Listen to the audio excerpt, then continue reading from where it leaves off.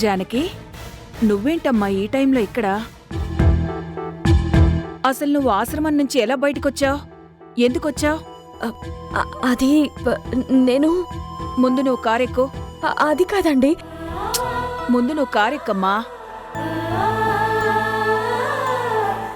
పద రా.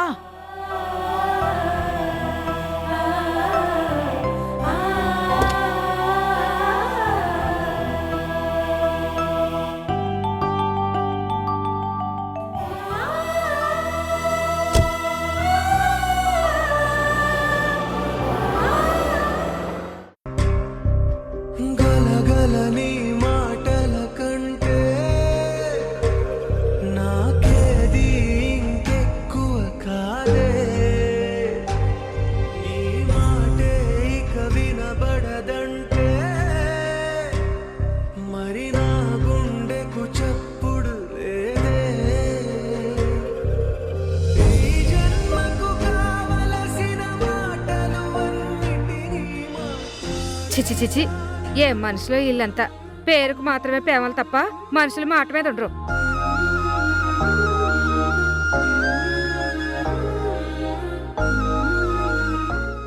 ఏంటి రత్తాలు, ఎవరి మీద అంత కోపం చూపిస్తున్నావు? మన వీధి చివరిని ఉన్నాడు కదండి సత్యబాబు, ఆడి మీద బాబు. అతనేం చేశాడు రత్తాలు? ఇంకేటి చేయాలమ్మా, నిన్న కాక మొన్ననే కదమ్మా ఆడి పెళ్ళం పోయింది. 11వ రోజు కర్మ చేసినాడో లేదో వెంటనే మారు మనువుకి సిద్ధమైపోనాడు సచ్చినోడు. ఎందుకు రత్తాలు అలా తిడతావు? తిట్టకి ఏడ్చేయమంటారు బాబు. ఆ అమ్మని ప్రేమించి పెళ్లి చేసుకున్నాడు. పెళ్ళామంటే పాసమని అదని ఇదని ఓ తెగ కబుర్లు చెప్పినాడు దొంగ మొహోడు. ఆ అమ్మి యాక్సిడెంట్లో పోగానే వెంటనే మారు మనువు కావాలంట. తిట్టకి ఏడ్చేయమంటారు చెప్పండి. మరి ఇన్నేళ్ల పేమంతా ఏటైపోనాది? కాకులు గాని ఎత్తుకుపోనాయి ఏటి? అసలు మొగుడు పెళ్ళాలంటే ఎట్టుండాలి? మీనాకు ఉండాలి, ఒకరి కోసం ఒకరు అన్నట్టు ఉండాలి. అంతేగాని ఆడిది పేమంతారా ఏటి?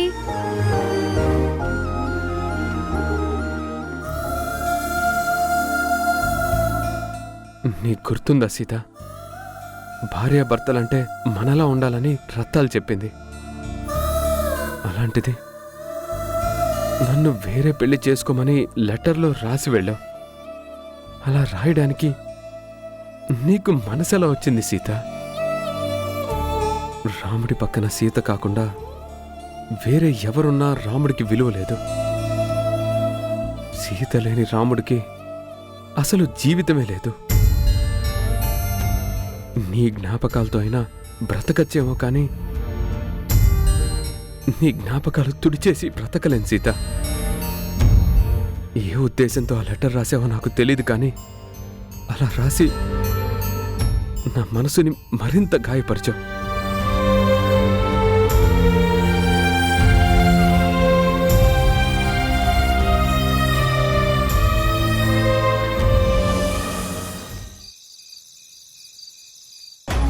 అసలు నాకు చాలా ఆశ్చర్యంగా ఉందల్లుడు. సీత ఆత్మహత్య చేసుకోవడం ఏంటి? అసలు ఏం జరిగి ఉంటుంది? ఏమో మావయ్య, అదే నాకు తెలియదు. కానీ తను సూసైడ్ చేసుకుంది, బాడీ కూడా దొరకలేదు. మా అమ్మ తాతయ్య కలిసి మళ్ళీ వాడిని ఇంటికి తీసుకొచ్చారు. సంథింగ్ ఏదో జరిగింది డాడ్. లేదంటే సీత ఎట్టి పరిస్థితుల్లోనూ రామ్ని వదిలి వెళ్ళదు. రామ్ కూడా సీతని పల్లెత్తు మాట అనడు. ఆ ఛాన్సే లేదు. రామ్ విషయంలో సీత ఎలా ఉంటుందో నా కళ్ళారా చూశాను కదమ్మా. రామ్ అంటే ప్రాణం. అలాంటిది ఎందుకు ఇలాంటి నిర్ణయం తీసుకుంటుంది? అసలు ఇంతకీ తను నిజంగా చనిపోయిందంటావా? డాడ్, మీకు ఆ డౌట్ ఎందుకు? ఖచ్చితంగా చనిపోయి ఉంటుంది. ఆ కొండ మీద నుంచి దూకితే ఈ ఎముకలు కూడా మిగలవు.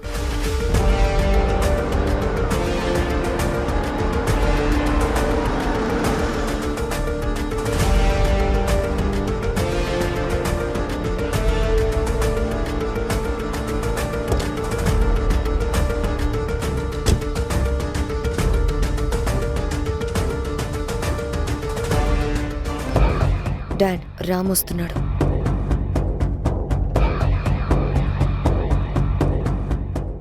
సీత గురించి మాట్లాడుకుంటున్నారు కదా?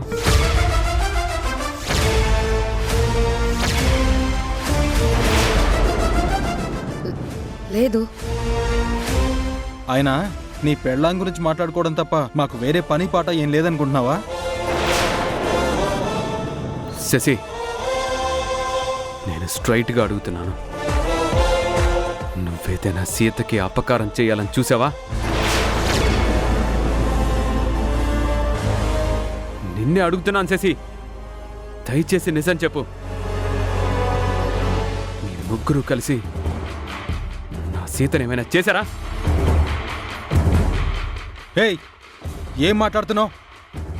నీ భార్య నిన్ను కాదని వెళ్ళిపోయింది. నీతో బ్రతకడం కష్టమని వెళ్ళి సూసైడ్ చేసుకుంది. నువ్వేం చేసావో ఆవిడెందుకు చనిపోయిందో మీకే తెలియాలి. అనవసరంగా మా మీద నిందలు వేస్తున్నావేంటి? నాకు తెలిసినంత వరకు మాకు శత్రువులు ఎవ్వరూ లేరు.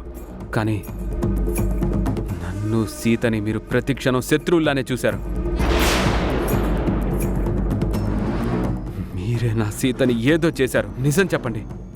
ఇది ఖచ్చితంగా మీ పనే. ఏంటి మా మీదకి వస్తున్నావు?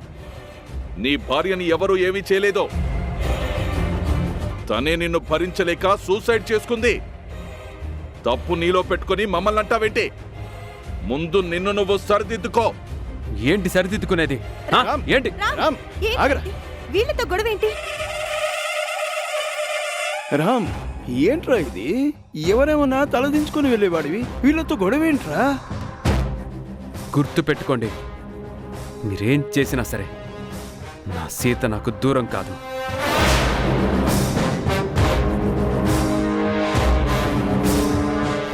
ఏదో ఒకరోజు తను తప్పకుండా తిరిగి వస్తుంది.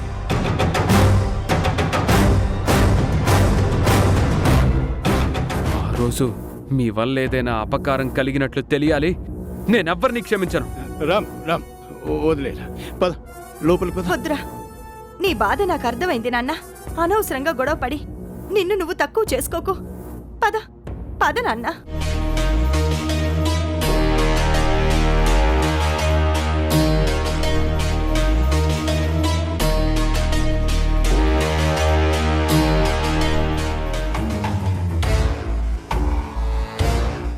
రా నాన్న, కూర్చో. ఏంటి నాన్న ఇది?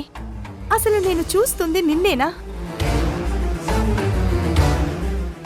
ఎలాంటి పరిస్థితుల్లోనూ సహనం కోల్పోని వాడివి ఎందుకింత ఆవేశపడుతున్నావు? ఆవేశం కాదమ్మా, బాధ. నా సీత నాకు దూరం కాదమ్మా. ఎవరో ఏదో చేశారు. లేదంటే తను నాకెందుకు దూరం అవుతుందమ్మా?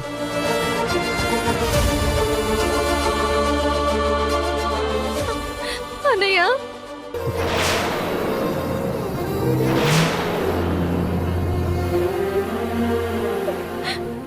అన్నయ్య, అన్నయ్య, ఏంటన్నయ్య ఇలా జరిగింది? అసలు వదిన ఇలా చేస్తుందని అనుకోలేదు.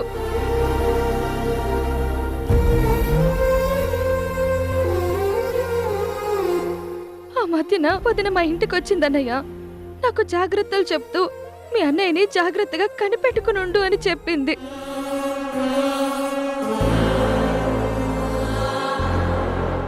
అప్పుడు తనేదో మామూలుగా మాట్లాడుతుంది అనుకున్నాను గాని ఎలాంటి పని చేస్తుందని అస్సలు అనుకోలేదన్నయ్య.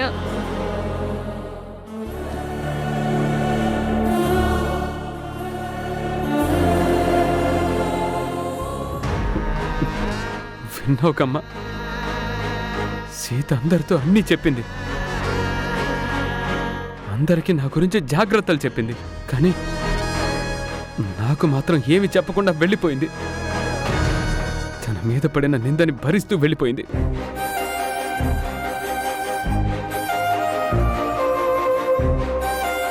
కానీ ఇప్పటికీ నా మనసు నా సీత ఎక్కడో ఉందనే చెప్తుందమ్మా.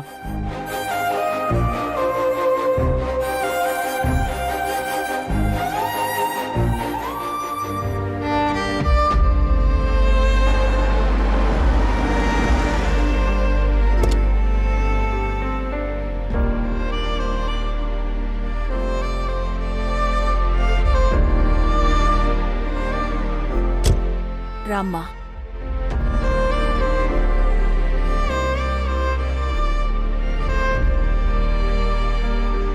శాంతమ్మా, శాంతమ్మా. అబ్బబ్బబ్బా, ఎవరది? ఒకటే పిలుపులు అరుపులు, శాంతమ్మ శాంతమ్మ శాంతమ్మ అని. పడుకోనివ్వరు కాసేపు కూడా. శాంతమ్మా. అమ్మా మీరా? మీరు ఈ వేళెప్పుడొచ్చారేంటమ్మా? ఇదిగో ఆశ్రమం నుంచి చెప్పకుండా వెళ్ళిపోతున్న ఈ జానకి కనిపిస్తే పట్టుకుని తీసుకునొస్తున్నాను. ఏంటి వెళ్ళిపోయిందా? ఏమ్మా నీకేం తక్కువ చేశానని అలా చెప్పా పెట్టకుండా వెళ్ళిపోయావు? నిన్నేవైనా తిట్టానా కొట్టానా? శాంతమ్మా, కాస్త శాంతం. ఏంటమ్మా శాంతం? అలా చెప్పా పెట్టకుండా వెళ్ళిపోతే ఎలాగా? రేపు మీరొచ్చి నన్ను అడిగితే నేనేం సమాధానం చెప్పాలి? నువ్వు కాసేపు ఆగు శాంతమ్మా, నేను మాట్లాడతానుగా.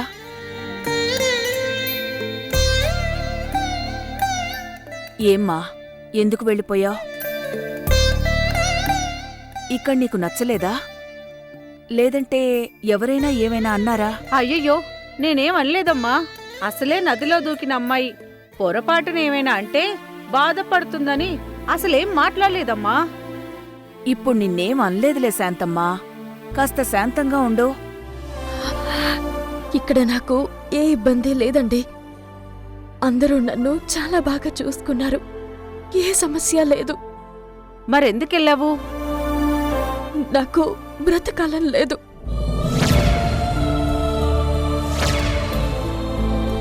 ఇక్కడే ఉండి ఎవరికి భారం కాలేను. అందుకే వెళ్ళిపోయాను. అంత కష్టం ఏమొచ్చిందో చెప్పొచ్చు కదమ్మా. నా గురించి నేనేం చెప్పలేను. అలా చెప్పుకోవడం కూడా నాకిష్టం లేదు. సరే, అర్థమైంది తల్లి. నీ గురించి మాకేమీ చెప్పొద్దు. మేము నిన్ను ఏమీ అడగాం, సరేనా?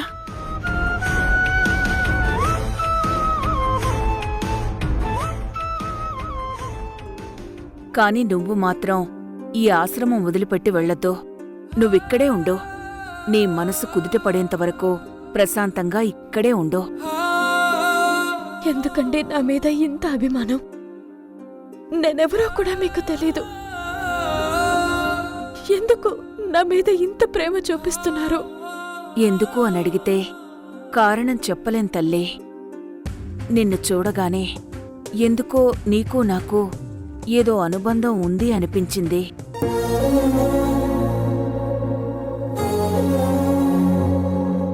రుణానుబంధాలు అంటారు కదమ్మా, ఏ జన్మ రుణమో ఉండుంటుంది. అందుకే మనసుకి దగ్గరయ్యావు. మనల్ని కలపాలి అని ఆ దేవుడు రాశాడు కాబట్టే నువ్వు మా శాంతమ్మకి దొరికి ఇక్కడికొచ్చావు. ఆ మాట నేను చెప్పాను కౌసల్యమ్మా. కానీ నా మాట వింటేనా? చెప్పా చేయకుండా వెళ్ళిపోయింది. భోజనం కూడా చేయమని అడిగాను, ఆకలి లేదు అంది. గట్టిగా చెబితే కాస్త తినింది. ఒకవేళ అలా అరిచి తినిపించానని అలిగి వెళ్ళిపోయావమ్మా? ఇదే మీ ఇంట్లో మీ అమ్మ అయితే ఆ మాత్రం కోపడదా ఏంటి? అయ్యో, అలాంటిదేం లేదండి. నా పరిస్థితి చెప్పాను కదా. చూడమ్మా, నేను ఎయిర్పోర్టుకు వెళ్తున్నాను. నా మేనకోడలొస్తుంది. రేపు తనని తీసుకునొస్తాను. తను పెద్ద డాక్టర్. తనకి నిన్ను చూపిస్తాను. నీకు ఏ సమస్యున్నా తను చూసుకుంటుంది. సరేనమ్మా, నా ఆయుర్వేద వైద్యం కూడా వద్దు. నీకు ఆ ఇంగ్లీష్ వైద్యమే చేయిస్తాను అంటుంది కదా. ఇక ఎటూ వెళ్లకుండా బుద్ధిగా ఇక్కడే ఉండు. మళ్ళీ వెళ్ళిపోయావంటే కౌసల్యమ్మ నన్ను తప్పు పడుతుంది. విన్నావుగా, నువ్వు ఏదైనా చేస్తే అది శాంతమ్మ మీదకొస్తుంది. ఇప్పుడే చెప్తున్నాను, నువ్వు మాకు చెప్పకుండా ఆశ్రమం దాటి వెళ్ళావు అంటే నేను ఎంతో ప్రేమించే నా కొడుకు మీదొట్టు.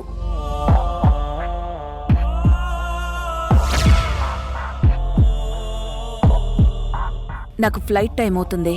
నేనొస్తాను. విశ్రాంతి తీసుకోమ్మా.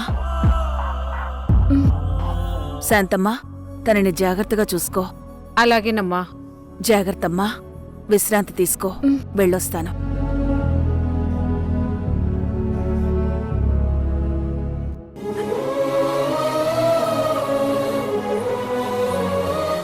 విన్నావుగా జానకమ్మ, కౌసల్యమ్మ ఏకంగా కనిపించకుండా పోయినా తన కొడుకు మీదే ఒట్టేసింది.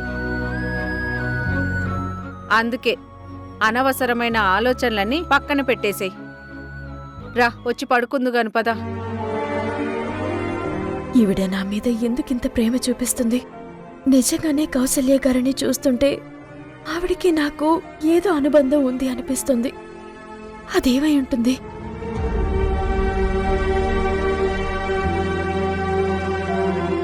ఏంటి ఆలోచిస్తున్నావు? పడుకుందుగాని పద.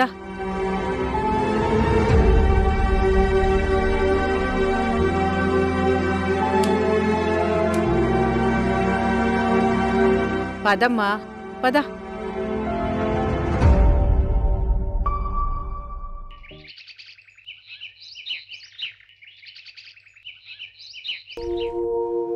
ఆ చదివేదేదో కాస్త పెద్దగా చదువమ్మా. నాకు చదవటం రాదు కదా, నువ్వు చదివితే నేను వింటాను. సరే, చదువుతాను. మళ్లీ భగ్గుమన్నా పెట్రోల్ ధరలు. ఇజ్రాయెల్ ఇరాన్ల మధ్య యుద్ధం కారణంగా పెట్రోల్ ధరలు మరింత పెరిగాయి. మనం కూర్చున్న చోటు నుంచి కదల్లేము, మనం ఎటూ పోయేది లేదు. పెట్రోల్ ధర పెరిగితే ఏంటి, తగ్గితే ఏంటి? ఇంకేమైనా వార్త చదువు. ప్రముఖ వ్యాపారవేత్త శ్రీరామ్ గారికి భార్యా వియోగం. రాణి ఇండస్ట్రీస్ వ్యవస్థాపకుడు, యువ పారిశ్రామికవేత్త, ఉత్తమ వ్యాపారవేత్తగా బహుమతి అందుకున్న శ్రీరాము గారి సతీమణి సీత మరణించారు.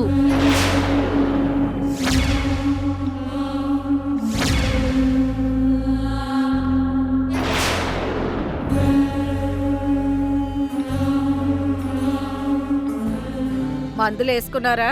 ఇంకా లేదమ్మా. ఏమమ్మా, మందులేసుకోకుండా అలా కబుర్లు చెప్పుకుంటూ కూర్చుంటే ఎలాగా? మీకున్న బీపీలు, షుగర్లు వాటంతట అవే ఎగిరిపోతాయి అనుకున్నారా? వేలకు మందులేసుకోవాలని తెలీదా మీకు? వెళ్ళండి వెళ్ళండి, మందులేసుకోండి. కూర్చున్నారు ఊరికే.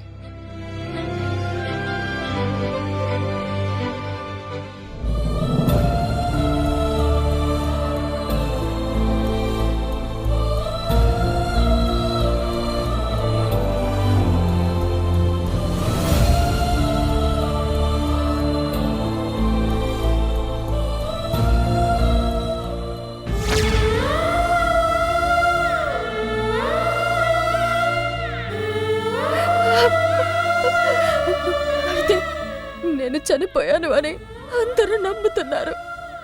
భగవంతుడా, నన్ను బ్రతికించి తప్పు చేసిన నా భర్త దృష్టిలో నన్ను చంపేసి చాలా గొప్ప మేలు చేశావు స్వామి. ఈ పాటికి పిండ ప్రదానం చేస్తూ ఉంటారు. ఒక్కసారిగా నేను ఆయన్ని చూడాలి. చివరిసారిగా నా వాళ్ళని నేను చూసుకోవాలి. నేను ఇప్పుడే వెళ్తాను. అన్నయ్యని అలా చూస్తుంటే నాకు చాలా బాధగా ఉంది శైలు. ఎవరితోనూ గొడవలు పడేవాడు కాదు. తనకి చేతనైనంత వరకు ఎవరికైనా మంచి చేసేవాడు కానీ ఎవరికీ ద్రోహం చేయలేదు. అలాంటి మనిషికి ఇలాంటి పరిస్థితి రావడం నిజంగానే తట్టుకోలేకపోతున్నాను. ఆదిత్య, నిన్నొక విషయం అడగనా?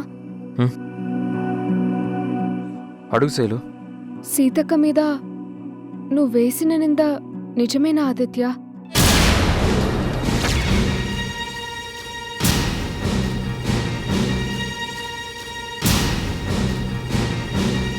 నాకు తెలిసి సీతక్క ప్రాణం పోయినా తప్పు చేసే మనిషి కాదు ఆదిత్య.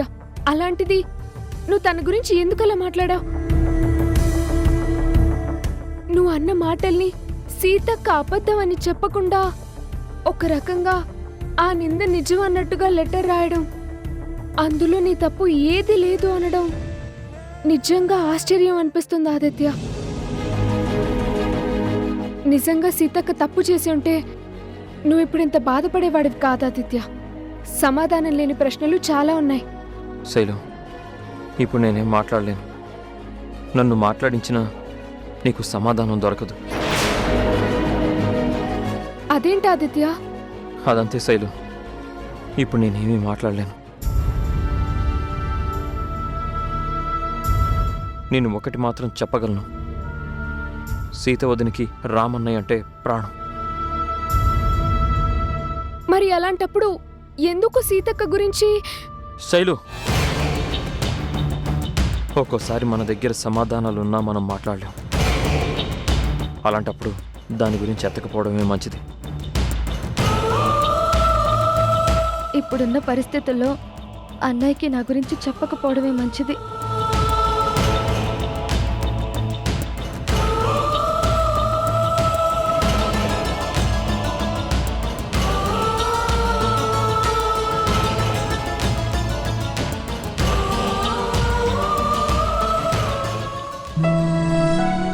సరే ఆదిత్య, నువ్వు కూల్ అవ్వు, నేను తర్వాత మాట్లాడతాను.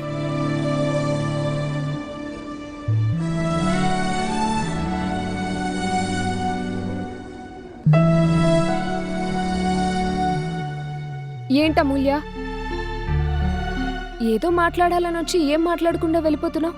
ఏమైంది? ఏం లేదులే శైలు. అమూల్య, నాతో కూడా చెప్పవా? ఇంటికొచ్చిన కోడల్ని రాచి రంపాన పెట్టే రాక్షసివి అని తెలుసు.